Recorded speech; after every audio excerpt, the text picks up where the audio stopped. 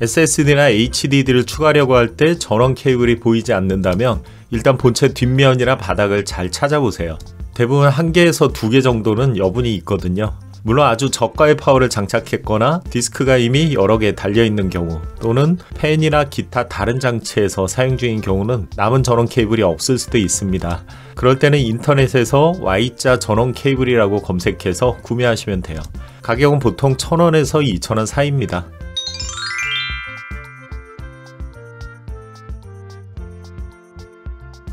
자, 본체 케이스를 뜯어서 파워 케이블이 어디 숨어 있는지 확인시켜 드리고 Y자 케이블을 살 때 주의사항과 연결 시 주의사항까지 알려드릴게요. 우선 본체 앞쪽 뚜껑을 열어서 잘 살펴보시면 이렇게 SSD나 하드디스크 쪽이 연결할 수 있는 전원 케이블이 있을 겁니다. 눈에 잘 띄는 부분에 있을 수도 있고요, 아니면 아래쪽에 숨겨져 있는 경우도 있어요. 자, 그리고 여기를 찾았을 때 없다고 해서 케이블 사야 되겠구나 하지 마시고 본체 뒷면까지 한번 뜯어보세요. 케이스를 옆으로 돌리고 보면 이쪽에도 나사가 있을 거예요. 그래서 이 나사를 풀고 나서 뒷면 케이스도 열어볼게요.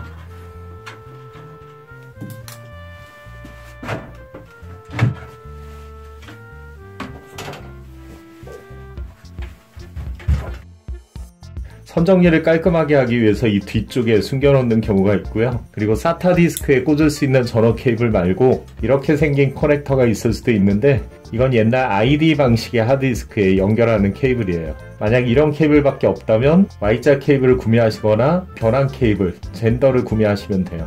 대부분 팬 쪽에 연결되는 커넥터는 이렇게 ID 방식으로 생겼습니다.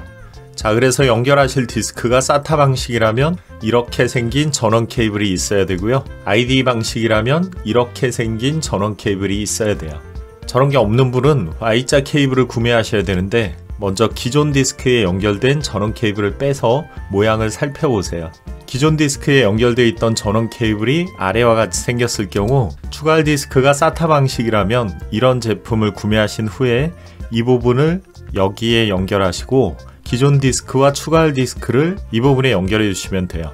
그리고 추가 디스크가 ID 방식이라면 얘와 얘 2개를 구매하신 다음에 이 부분을 여기에 연결하시고 기존 디스크는 이 중에 한 곳에 연결을 하세요. 그리고 남은 커넥터에 이 부분을 연결하고 나서 추가할 ID 디스크를 이 부분에 연결하시면 돼요.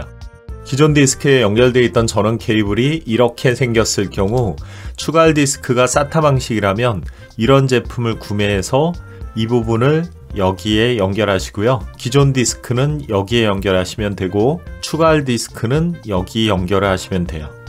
추가 디스크가 ID 방식이라면 이런 제품을 구매하신 후에 이 부분을 여기다 연결하시고 기존 디스크와 추가 디스크 모두 이 부분에 연결하시면 됩니다. 자, 마지막으로 주의사항을 알려드릴게요. 부득이한 경우라면 어쩔 수 없지만 아래와 같이 연결하시는 것은 권장하지 않습니다.